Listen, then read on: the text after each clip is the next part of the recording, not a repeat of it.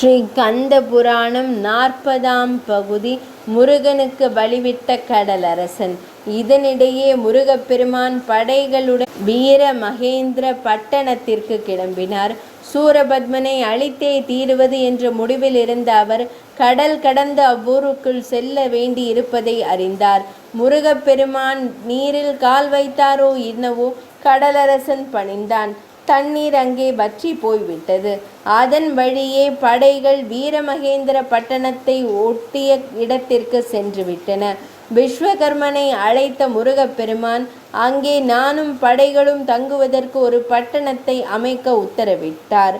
கன நேரத்தில் விஸ்வகர்மா ஒரு பட்டணத்தை அமைத்து விட்டார். அவ்வூருக்கு கந்தமாதனர் என பெயர் சூட்டப்பட்டது. முழுக்க முழுக்க தங்கத்தால் கட்டப்பட்ட அந்நகரம் ஜொலித்தது. படைகள் அங்கிருந்த இல்லங்களில் சுகமாக தங்கினர். முருகப்பெருமான் கடல் கடந்து தன் பட்டணத்தருகே முகாமிட்டிருப்பதை தூதுவர்கள் மூலம் சூரபத்மன் அறிந்தான். கடலரசனான சமுத்திரராஜனை அழைத்தான். கடலரசனே, என்னை கேளாமல் எப்படி முருகனின் படைகளுக்கு பலிவிட்டாய்? உன்னை தொலைத்து விடுகிறேன் என்றான். நடுநடுங்கிய சமுத்திரராஜன், மகாசூரரே, நான் என்ன செய்வேன்?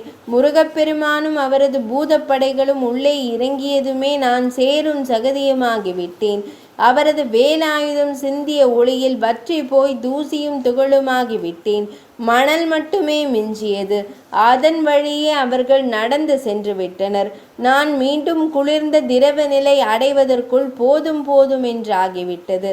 என்னை மன்னித்து விடுங்கள் மகாபிரபு என்று கூறினான். சூரன் அவனை விரட்டிவிட்டு போருக்கான ஆயத்தத்தில் இறங்கினான். மகன் பானுகோபனை அழைத்து, அந்த முருகனை கட்டி இழுத்து வா, அசுரகுல பெருமையை காப்பாற்று என உத்தரவிட்டான். 40ஆம் பகுதி இனிதே நிறைவடைந்தது.